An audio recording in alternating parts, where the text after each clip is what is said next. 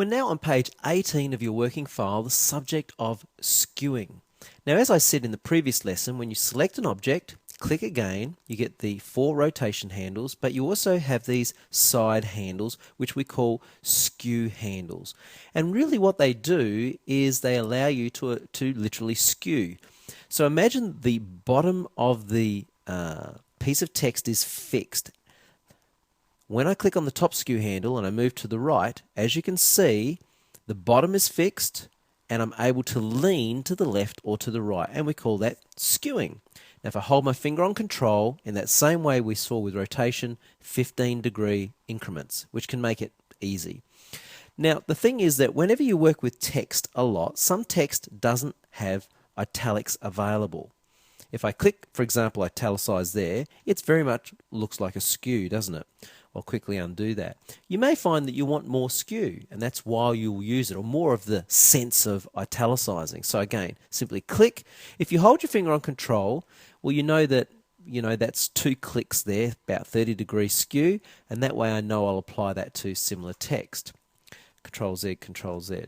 Now, the same thing applies. Always remember that whatever handle you select, it's the opposite side that becomes the anchor point. So again, click on the bottom and the top is anchored.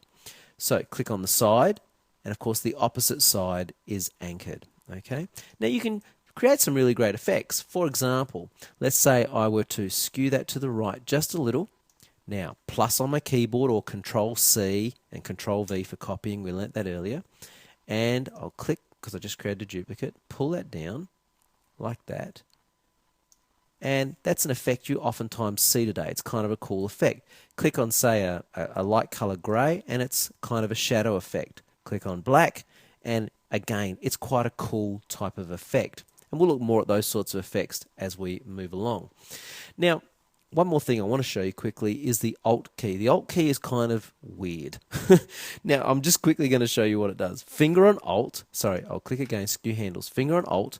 And what it kind of does is it fixes the object in the center. So as I move my mouse left and right, you can see it's kind of skewing the top and the bottom around a center point. But I can also do it up and down as well.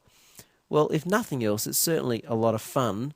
And it's a great way to move something around and kind of get a feel of all sorts of different kind of skew options, as you can see there. So we've called it an effect because there really is no word to describe it. But please do have a play with that. And of course, when you work with multiple objects, it's exactly the same. Select them all, click, bring up your skew handles, and of course you can work in exactly the same fashion. Now, I'll quickly show you one more thing. How powerful skew is. Now I'm going to hit plus on my keyboard, or Control C and then Control V. Shrink that down a little, just like that. Click again, and I'm just going to skew that to the right a little.